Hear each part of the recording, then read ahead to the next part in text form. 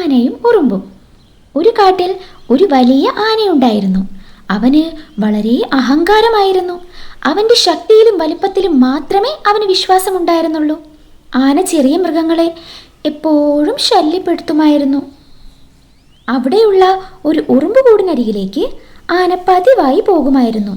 അവിടെ എത്തിയാൽ തൻ്റെ തുമ്പിക്കൈ ഉപയോഗിച്ച് വെള്ളം ചീറ്റുകയും ചെറിയ ഉറുമ്പുകളെ വേദനിപ്പിക്കുകയും ചെയ്യുമായിരുന്നു. ഉറുമ്പുകൾ ഒന്നും ചെയ്യാനാകാതെ കരയുമായിരുന്നു.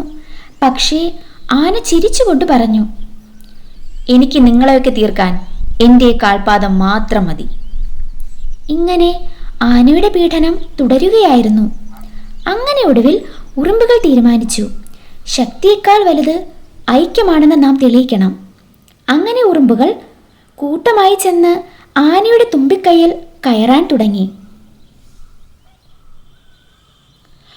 ആന വേദന സഹിക്കാൻ കഴിയാതെ ഉറക്കെ നിലവിളിച്ചു. ഒടുവിൽ അവൻ അവൻ്റെ തെറ്റ് മനസ്സിലായി. ശേഷം ആന എല്ലാവരോടും ക്ഷമ ചോദിച്ചു.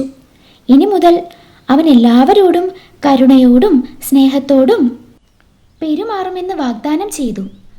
അങ്ങനെ കാട്ടിലെ എല്ലാ മൃഗങ്ങളും സന്തോഷത്തോടെ ഒരുമിച്ച് ജീവിക്കാൻ തുടങ്ങി. ഗുണപാഠം: അഹങ്കാരം ആപത്ത്, ശക്തിയേക്കാൾ ഐക്യമാണ് മുഖ്യം.